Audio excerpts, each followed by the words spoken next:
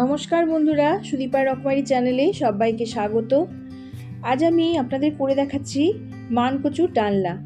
মানকচু আমাদের একটি নিজস্ব পদ বাঙালির, যেটি ভাতের পাতে থাকলে আর কিছুই লাগে না।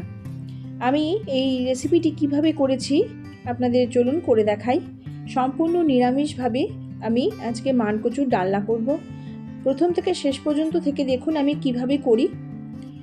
এর জন্যে আমি একটা মানকচু উপরের অংশটা মানে মাথার অংশটা নিয়েছি, গোড়াটা নিইনি।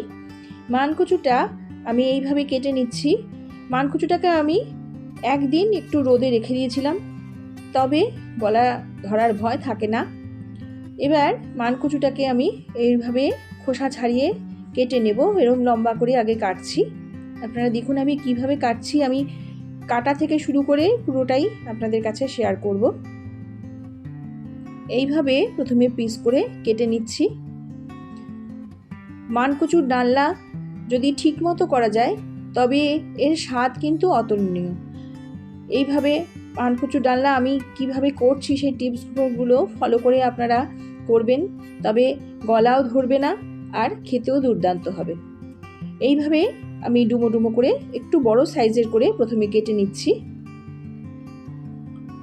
দেখুন আমি এইভাবে কেটে নিয়েছি, এরকম টুকরো করে একটু বড় সাইজের কেটে নিয়ে এবার আমি মানকচুটাকে সেদ্ধ করে নেব। দিয়ে দিচ্ছি কড়াইতে জল আর দিয়ে দিলাম সামান্য লবণ। এবার দিয়ে দিচ্ছি মানকচুটা আমি এবার কড়াইতে একটু ভাপিয়ে নিচ্ছি। এপাশে আমি একটি মশলা এবার বানিয়ে নেব। নিয়ে নিচ্ছি আদা।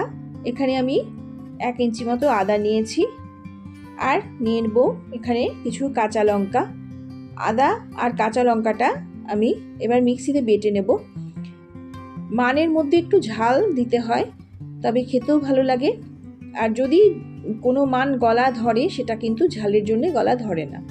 এবার আমি এখানে নিয়েছি একটু নারকেল কোড়াটাও আমি বেটে নেব। আদা কাঁচা লঙ্কাটা বেটে নিলাম, নারকেল কোড়াটাও বেটে নিলাম। এবার আমি একটি মশলা বানিয়ে নিচ্ছি। এর মধ্যে আমি নিয়ে নিচ্ছি 1 চামচ জিরের গুঁড়ো, 1 চামচ ধনের গুঁড়ো, আর দিয়ে দেব পরিমাণ মতো হলুদ। জিরের গুঁড়ো, ধনের গুঁড়ো আর হলুদটা সামান্য জল দিয়ে আমি একটু সময় গুলে রেখে দেব। এইভাবে গুলে রাখলে এইটার মশলাটার স্বাদ কিন্তু বাটা মশলার মতোই লাগে। এবারে আমি এখানে নিয়েছি একটু টক দই, 2 চামচের মতো টক দই নিয়েছি। এই টক দইটাকে একটু লবণ আর সামান্য চিনি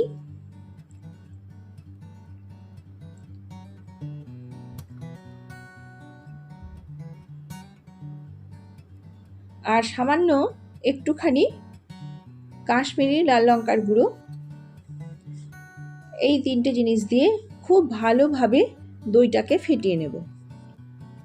খুব ভালোভাবে ফেটিয়ে নেব যাতে এর মধ্যে কোনো দানা না থাকে। একটু সময় নিয়ে দইটাকে খুব ভালোভাবে ফেটিয়ে নিচ্ছি। দইটা ফেটানো হয়ে গেছে।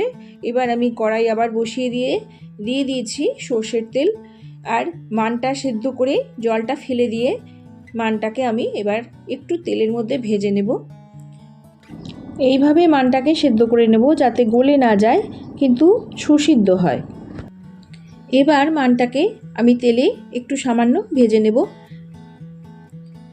খুব বেশি ভাজবো না, একটু লালচে হলেই তুলে নিলাম। ভাজা হয়ে গেছে।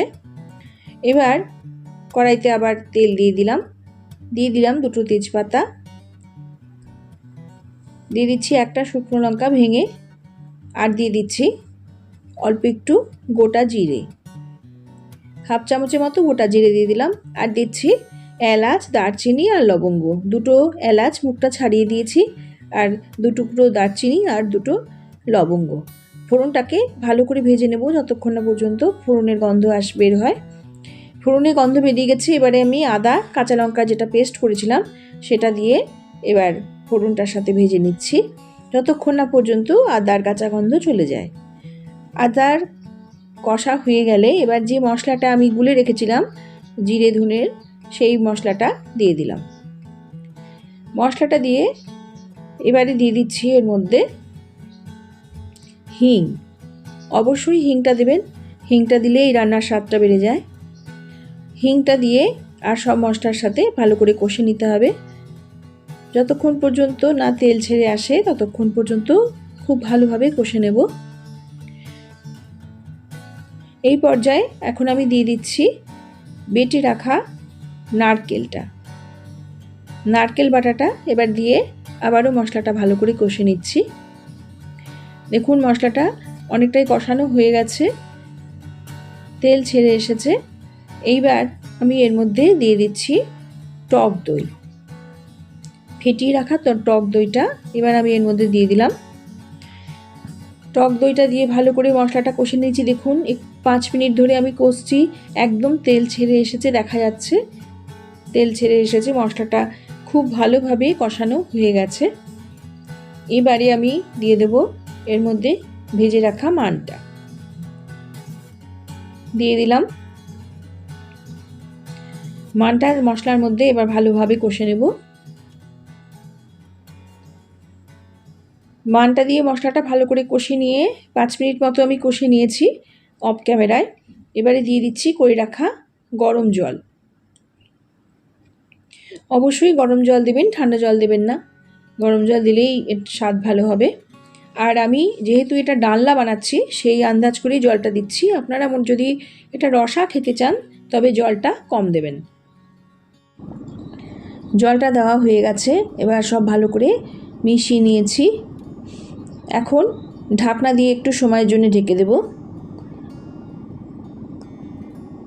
5 মিনিট পর ফিরে আসলাম। দেখুন এখন সব কিছুই সেদ্ধ হয়ে গেছে। এবার আমি দিয়ে দিচ্ছি অল্প একটু গরম মশলার গুঁড়ো। রান্নাটা কিন্তু আমার হয়ে এসেছে। দিয়ে দিচ্ছি ঘি গরম মশলা দিয়ে মানের এই ডালনাটা আমি করছি। দুর্দান্ত স্বাদ এই মানের ডালনার। যারা মান খেতে চায় না তারাও খেয়ে নেবে এইভাবে করলে। এবার আমি গ্যাস অফ করে নামিয়ে নিয়েছি। রান্নাটা পুরো রেডি। দেখুন কি দুর্দান্ত দেখতে হয়েছে। এইভাবে মানের ডালনা করে খাবেন, দারুণ লাগবে খেতে। যারা খেতে চায় না মান তারাও এইভাবে করলে কিন্তু খেয়ে নেবে। আমার এই রেসিপিটা সঙ্গে এতক্ষণ যারা রয়েছেন তাদের জানাই অসংখ্য ধন্যবাদ। শুভকামনা। নমস্কার।